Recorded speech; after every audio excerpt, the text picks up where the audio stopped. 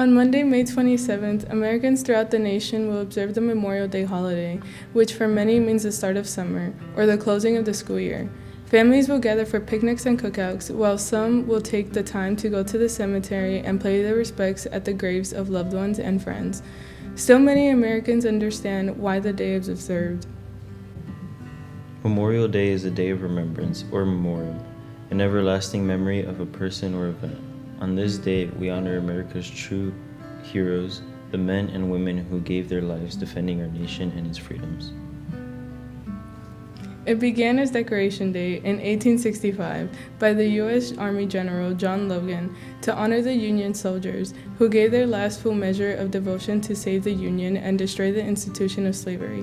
Since the Great War of 1918, it was set aside to honor all of the nation's fallen war dead.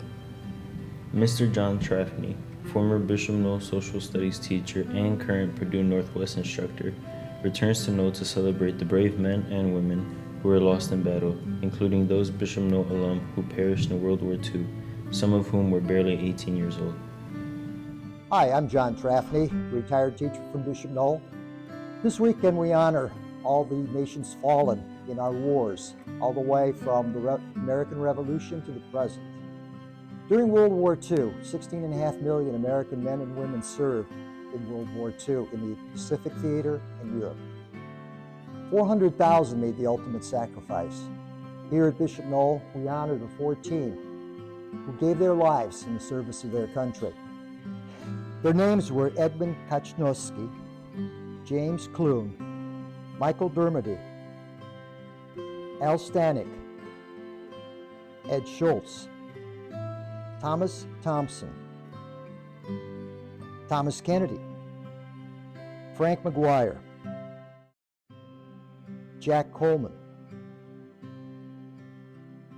Eugene Murphy, Charles Miller, Erwin Alger, Michael Spiegel, and Albert Mushilevich. By the way, this plaque that was dedicated to the fallen alumni from Bishop Knoll was found by pure accident by the athletic director, Mr. Eddie Ria.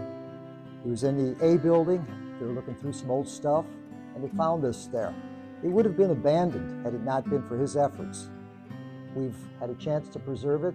It was dedicated by the Bishop of Erie and a number of veterans that came and gave the 21-gun salute a few years back. But just who were these men and women who made the ultimate sacrifice for us and our nation since the American Revolution? Perhaps the late President Ronald Reagan said it was best on Memorial Day in 1985.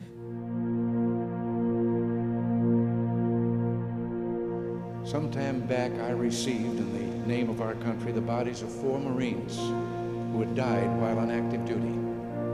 I said then that there is a special sadness that accompanies the death of a serviceman, for we're never quite good enough to them.